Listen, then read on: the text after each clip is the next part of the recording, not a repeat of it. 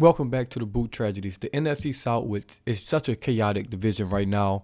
Everybody's awful. The Saints are 5-9. The Panthers are 5-9. The Falcons are 5-9, and the Bucks are 6-8. The Bucks did sweep the Saints, so they're gonna have, obviously that over our head. But there is a chance to make the playoffs. Going into the game this week, they had a 1% chance of making the playoffs.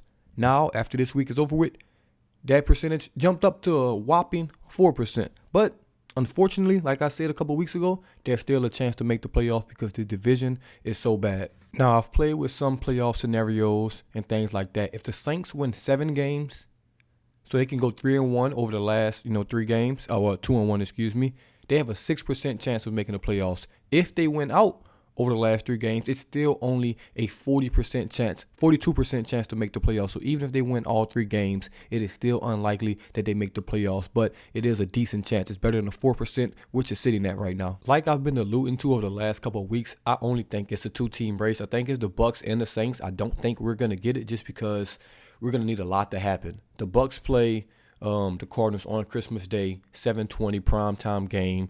Colt McCoy is injured.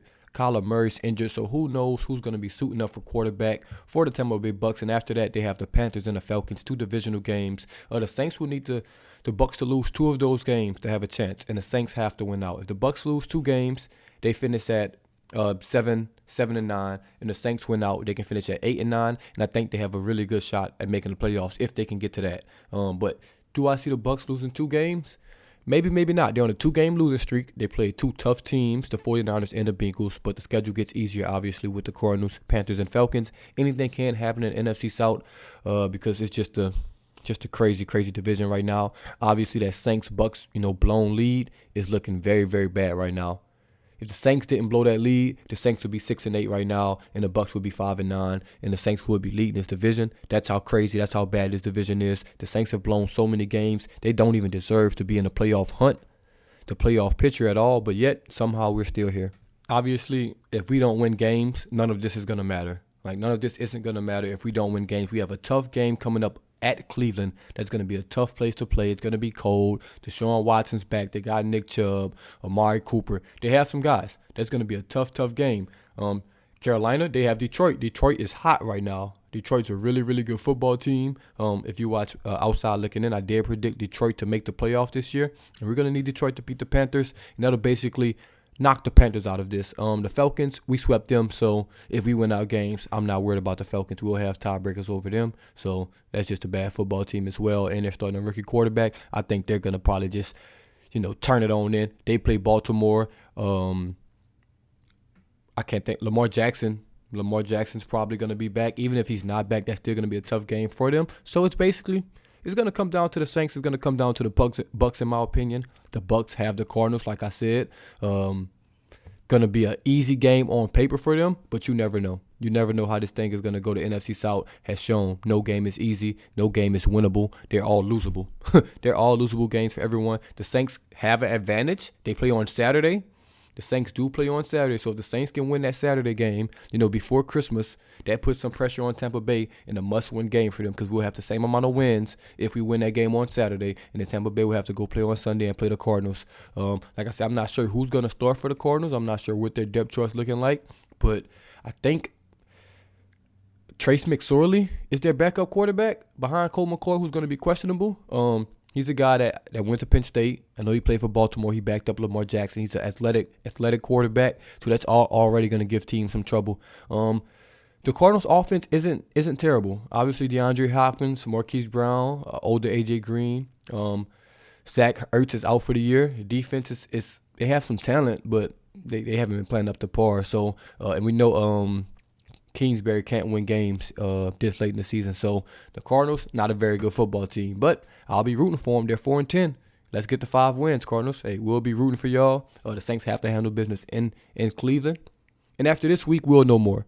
After this week, we'll definitely know more. I doubt every team in the NFC South is going to win. It's a better chance that every team in the NFC South loses before every team wins. That's just how this division has been going. So, and I know, like I said, I've been saying the season's over. I'm not getting my hopes up. I've learned my lesson already.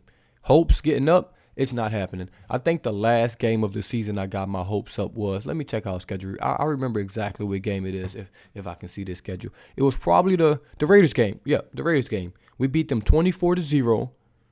I was like, okay, we got a shot here, because I mean, we played the Bengals before them, should have won that game, lost by 4. Threw 2 pick sixes against the Cardinals the week before that, should have won that game. But then we came out, kind of put it all together, beat the Raiders 24-0. And I was like, okay, this is going to change the season. This is, where we're going to make this run. Then we lose to the Ravens, then we lose to the Steelers. So obviously that didn't happen. That's the last time I got my hopes up about this particular team. That's not going to happen. There's also some other things I want to touch about on coaching, Dennis Allen, Pete Carmichael. But I think I'm going to save that for a separate video, because I do think that Dennis Allen is probably going to come back next year. That's just me. I have no news on that, no information. For some reason, I have a feeling that he's going to come back.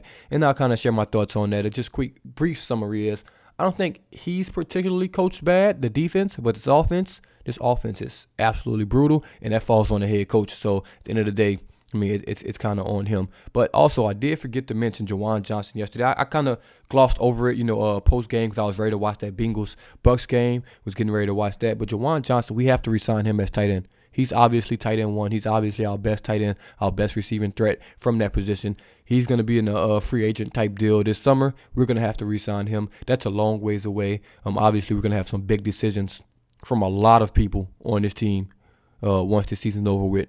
A lot of people, including some big names that people probably aren't ready to listen to or hear about. But it's going to be some things. Mickey Loomis and maybe Dennis Allen, if he's the coach, going to have to make some decisions on some really big names in the locker room, and some young guys, and some guys that need to be re-signed. So we'll get there when we get there. But before that, we have 3 games left in the season. Let me know y'all win-loss prediction for the Saints for these last 3 games. I think we're going to go 2-1 over the last 3 games. I think we'll lose to the Eagles, and we'll beat the Browns and Panthers. Or actually, I won't even say we'll lose to the Eagles. The Browns and Eagles will win one of those games. I don't know which one of those games we'll win, but we'll win one.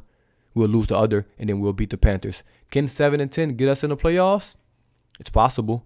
It's possible. It's going to be some weird, tricky, nonsense going on. Maybe if the Falcons win 7 games, the Bucks win 7 games, and we win 7 games, maybe the tiebreaker falls in our, way, because would have been swept the Bucks. Not swept the Bucks. We would have swept the Falcons, but the Bucks swept us. And if the Falcons somehow split with the Bucks, I don't know how those tiebreakers will work, division records and stuff like that, because I'm not looking at it. But it can get tricky. There are some scenarios, some crazy things where the Saints can kind of sneak in the playoffs with maybe even 7 wins, which is absolutely insane. But this upcoming week 15, it'll probably settle some dust. It'll probably knock a team out here or there, maybe knock us out. Who knows? But hey man, couple games left. I'm excited to see what happens. I guess we got something to look forward to. It's not all dead with 3 games left.